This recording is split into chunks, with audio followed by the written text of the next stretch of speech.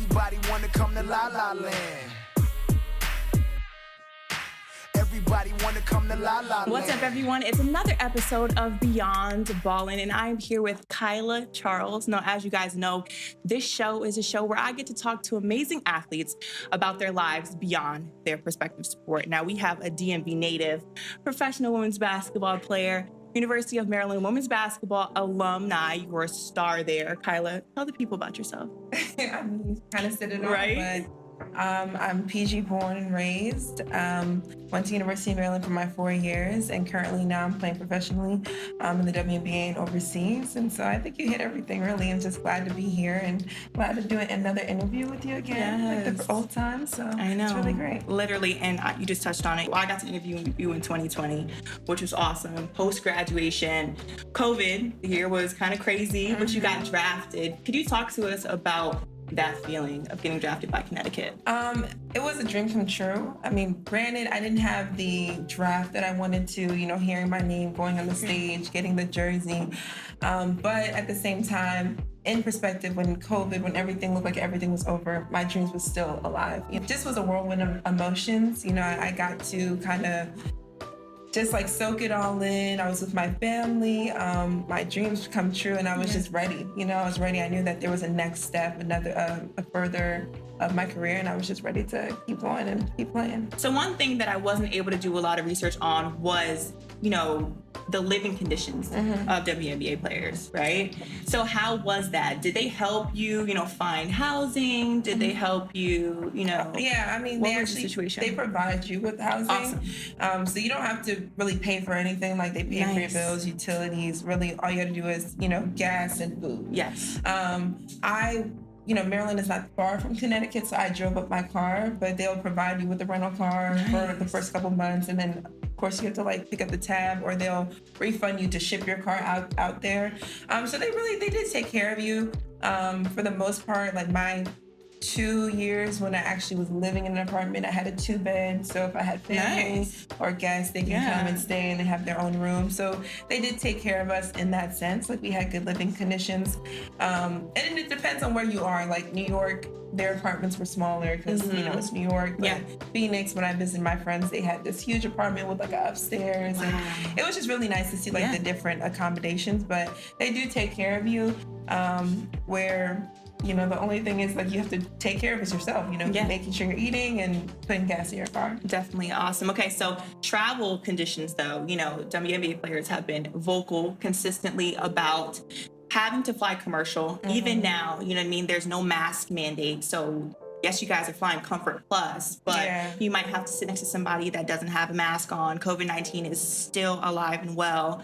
So what was a situation that you went through where maybe you had a delay, or it was an issue in the airport and you had a game the next day? Because people don't think about that,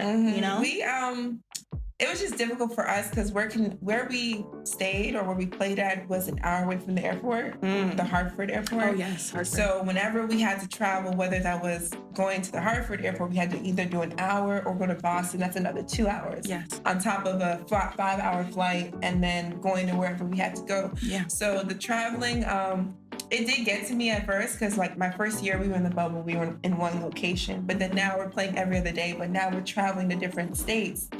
That really took a toll on my body. So, we would have, a game at home. Then we would have to drive 2 hours to Boston, or even 3 hours to New York. Maybe get stuck in traffic, so it's maybe 3.5. Then take a 5-hour flight, and then we're going right off the plane to practice. Yeah. And most of us are stiff. Most of us are tired, drained. The time difference. But our coaches, they were smart enough where, they would see, read the room and be like, all right, today would be just a light walkthrough shooting, especially when we got really deep in the season. Yeah. Stretch, if you want to do extra shooting, you can. If you want to go home and rest, you can. Yeah. And so it kind of sucks because I hadn't flew commercial in 4 years. Maryland, we had our own charter. Yes. Maybe once a year we would do commercial, depending if we went to Puerto Rico or Florida, So it's a big adjustment going from that, and that's the college level, and you think, oh, the pros, it would be better, but it's not necessarily.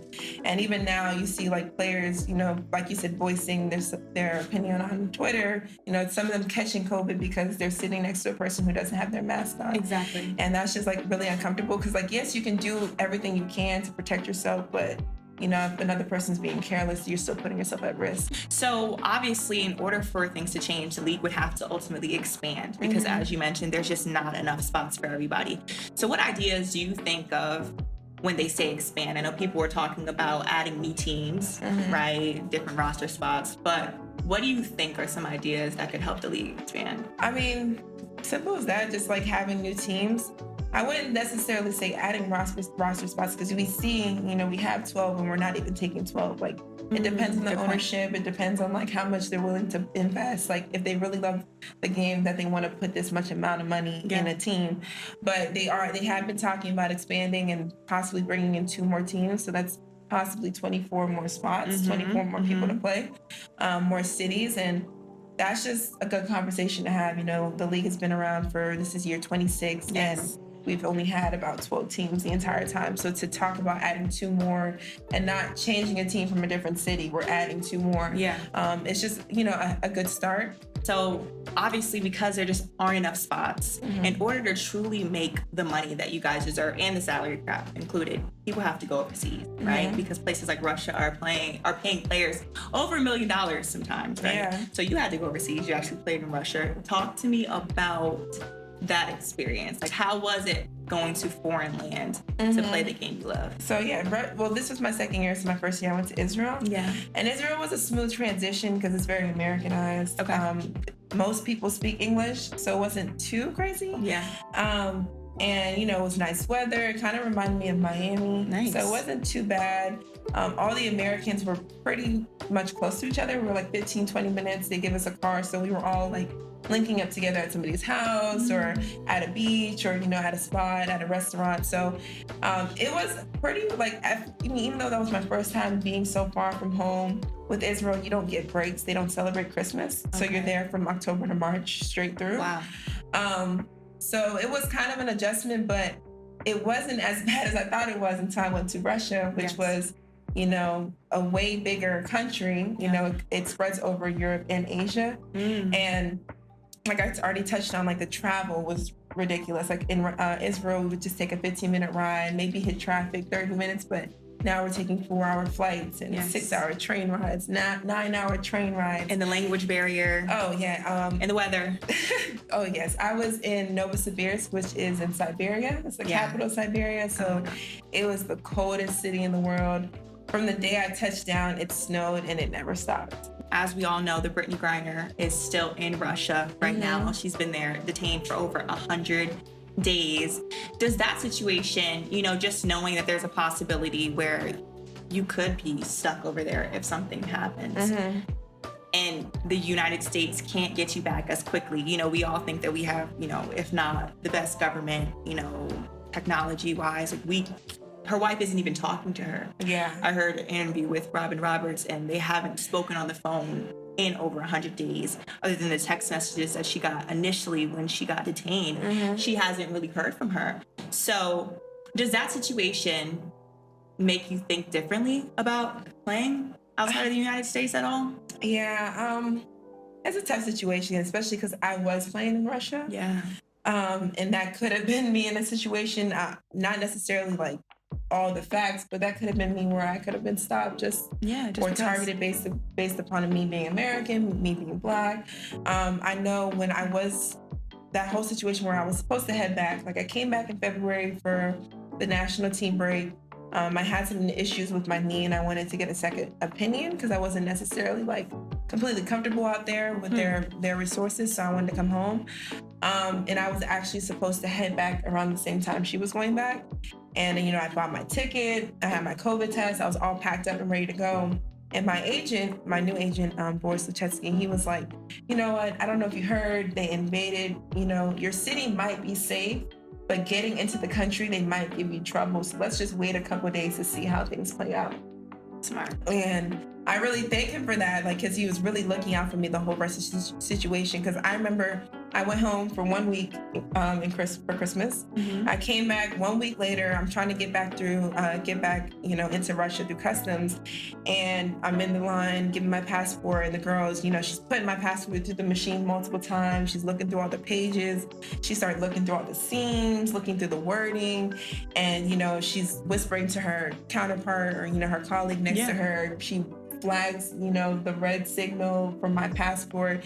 And I was just in there a week ago. I have a Russian visa in my passport. I have a work visa in the passport. They were, trying to say my passport was fake. They were like, oh, you need to come with us. We need to do some extra security measures because, there's something wrong with your passport. And I was like, I was just here. I was literally just here. And this was Christmas before the war heightened, and they were giving me some type of trouble getting into the country. And so, it was just the time and the place, the time that's going on. Brittney Griner, she's played in Russia her whole overseas, career. 17 years. They know her over there. And so for this to happen to her, it's very unfortunate, but it's just like, if this can happen to her, it can happen to anybody in the situation. It really is tough. I don't know how she's feeling. I know that maybe if I had went through at that time, maybe they would have stopped me and, try to, come up with something. I don't know. I just don't know. So thankfully, thanks to my, God and my agent for just kind of looking out and just saying, let's just wait a couple of days. And by 2 days, they were calling it a war. And by the next week, all the Americans were out of Russia. Like even the Americans on the top team that didn't necessarily want to leave because they were making money, but they had ultimately, like their safety was more important. So do you think if it was LeBron James over there, he would be back by now? I mean, honestly, I don't know. I don't know because we're also dealing with Putin and the Russian government. It is beyond and right just, now, but the decisions he's been making has not been the best. It has not been the most sane, causing a war right now. It's just ridiculous, So we don't necessarily know, but I feel like it would have, now it's starting to gain attention. And granted, at first, when it did happen, they did, address the league to kind of keep hush because they didn't want it to garner too much attention because then they would see how big of a player or of a person she was and try to turn the case political. Like they would have rather it be a criminal case and they have a fair trial than it be political and it's all over at first. But now, they're holding her extra, denying her bail. They're making it a political case now. Now they're trying to use their platform, garner as much as attention as they can.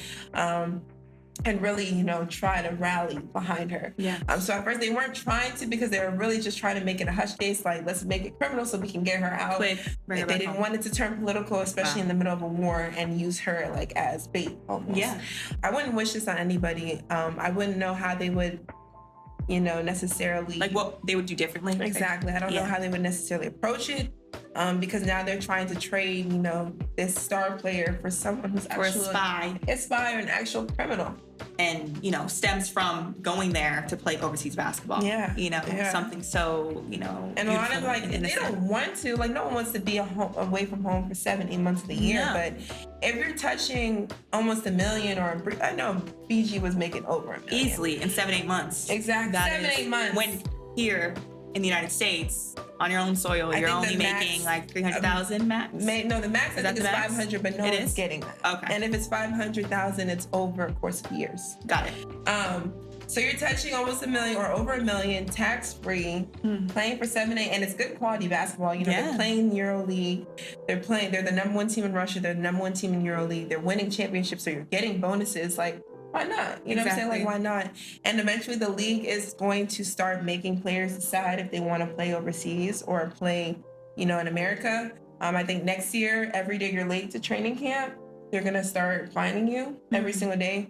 And then the year after, if you're late for the first day, you're suspended for the whole year. Wow. So now they're starting to make people make the decision. And I don't necessarily know if that's going to be a good thing for the league or the bad, because that's going to be huge. A lot of players the Brianna Stewarts, the John Claude Jones, the Brittney Griners, if they're making $1 million and they're playing for 7-8 months, during winter, why not come home and have your summer off? So the biggest reason why people have to go overseas, right, is viewership, the lack of viewership. And that ultimately leads to the amount of money that you guys are making. One of your, former teammate to Jonquel Jones had tweeted last year, and let me make sure I get it right. She said, in order to sit at the endorsement table as a women's basketball player, you have to be the most marketable, most IG followers, and best looking.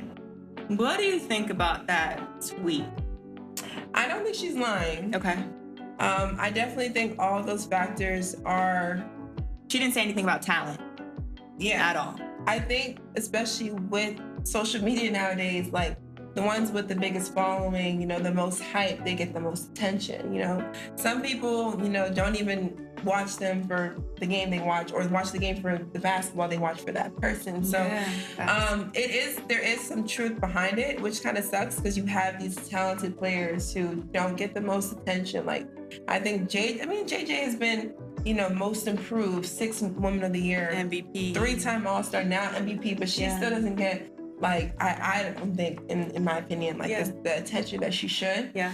They never, talk about JJ, or now they are because she was the MVP. Now she made them talk about them, but they never used to really talk about Alyssa Thomas or Jasmine Thomas as much as they talk like Sabrina Ionescu or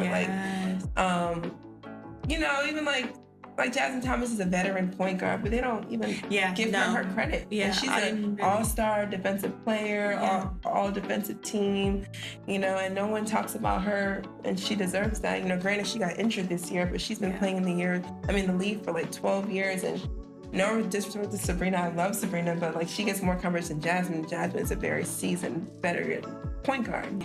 But also, I feel like, is there something wrong with that? You know what I mean? No. I feel like, yes, there's two sides to the coin, right? I feel like it needs to be dispersed like that, the endorsement deals, marketing. But at the same time, I feel like the WNBA can maybe ride the coattails of those ladies that do have that following and do have, in a way that it could help. Yeah, I don't think there's anything wrong with it. And I think they do. They market the certain people that do have the huge followings that people know, because that gathers more people, attention, all that stuff.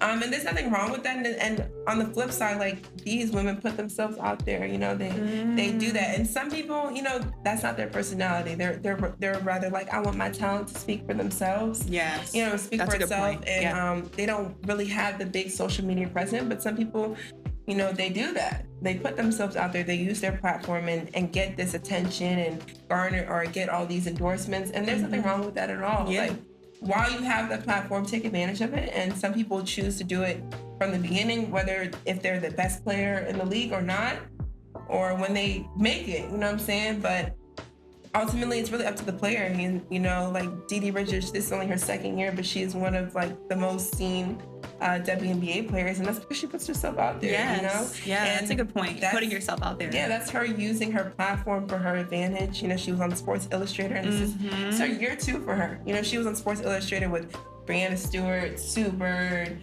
Nneka Ogwumike. These are seasoned veterans, MVPs. And they have her and Taya Cooper because they put themselves out there. So you talked about the Sports Illustrated feature, which was huge because that's the first time in WNBA history. I mean, I'm trying to think, was there another sports team that was featured in Sports Illustrated? I'm not sure. Yeah. Or another league. That was an amazing thing for the league. Did you like the feature? Did you feel like it was a good example of the league as a whole? I think so. Like, as far as the people that they chose. Yeah. Right? Like, we got rookies in there. Not rookies in there, but players in there. Veterans. Yeah. MVPs, like the stars. I feel like the people they chose overall, like, that's did encompass the league. Yes. In terms of, like, it's a very touchy situation because I enjoyed seeing them in that light, dressed up with the makeup. Sexy. Yeah, sexy. It was sexy. It was on the beach. Comfortable in their bodies. Yes. They always, or society always say women have to look one way, Yes. They can't be too strong. They can't be too this, they need curves. They, all this stuff. And they were just very comfortable in their skin that they put themselves out there and they were very comfortable. Yes. I love to see them in the light. But also, I had friends make a certain point where it wasn't a full representation of the league because, certain people, they don't necessarily look like that on a day-to-day basis. Yes. And so they could have tapped into, the the more masculine side of the league. You know, we have women who the real, which is real. Yeah. Okay. And that's a good so point. I can see what they're saying because like Brianna Stewart Super, they don't necessarily dress up. You know, they wear good point. jeans and suits, and they dress more tomboyish than girly. And so I could see like my friend Courtney Mullins was really, she put a tweet out of how and we have the tweet. Oh, go ahead. Yeah, let me read it. Okay, it says, I love Sports Illustrated's attempt to be more inclusive and amplify women in the W. At the same time, though, it would have been raw to see a sleek sports bra and some shorts swanging. Yeah, so I mean, me and her, we had a really, in-depth conversation because she kind of was like a little upset because I was kind of encouraging it, but for me it was more of like I've never seen them look like that. And like truly I just thought they looked beautiful, so I was going to encourage it in my way because I just thought they looked beautiful. But at the same time I do see what she's saying because most of the league is gay. I'm gonna be completely blunt. I feel like it's a pick your battles sort of thing. You know what I mean? I think of immediately when I saw the feature, I was like, that's awesome. Whoever was in that room pitching, let's have some WNBA players and let's, show them off. I feel bad that people, took it and kind of felt some type of way about it, especially people in the league. Because regardless of what they have on, I feel like it's about, amplifying these ladies, right? It's not, and it's a swimsuit issue. So I just feel like if people were in shorts and sports bras, it wouldn't get, it's Sports Illustrated also. We have to remember, you don't go on Playboy and put on a turtleneck. Like this is, you have to read the room. Yeah. So I feel like it would have to be a different magazine for me where they do that. But I do get it. So what do you think? I mean, at the same time, it's just like also like it's allowing the people to be who they are. I've been at the pool with Brianna Stewart and Sue Bird. And they don't do that? No, they wore swim trunks. I mean, I've seen Sue Bird in that swimsuit here and there, but for the most part, they would wear a sports bra and swim trunk. So that's who they are. That's what they're comfortable in. Yeah. But at the same time, if they weren't as comfortable to do that, they wouldn't have did it, right? Yeah. That's so a good point. It's a fine situation. I feel like eventually, or I hope eventually, they can tap into that so they can really represent the W for who they actually are. Yeah. So you think that they should eventually have some sports bras and shorts? Because but there is a sexy way to appeal, and they'll appeal to a different audience.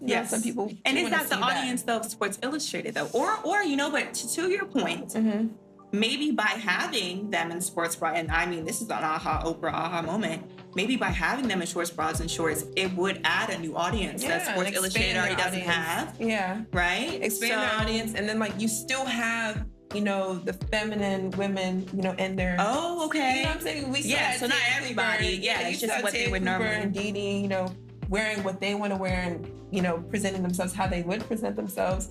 And so you get that balance of appealing to everybody, but also encompassing the whole W. My last question is, if you could tell someone, or explain to them why they should watch WNBA, what would you say? If you're a row hooper, if you say you like basketball, watch the WNBA. Mic drop. Literally. Thank you so much, Kaila, for being on the show. This was a pleasure. Yes, thanks You're for having awesome. me. And the sky's the limit, girl. You are going to get to everywhere you want to go. Thank you. I appreciate it. Thank you. Of course. Everybody wanna come to La La Land.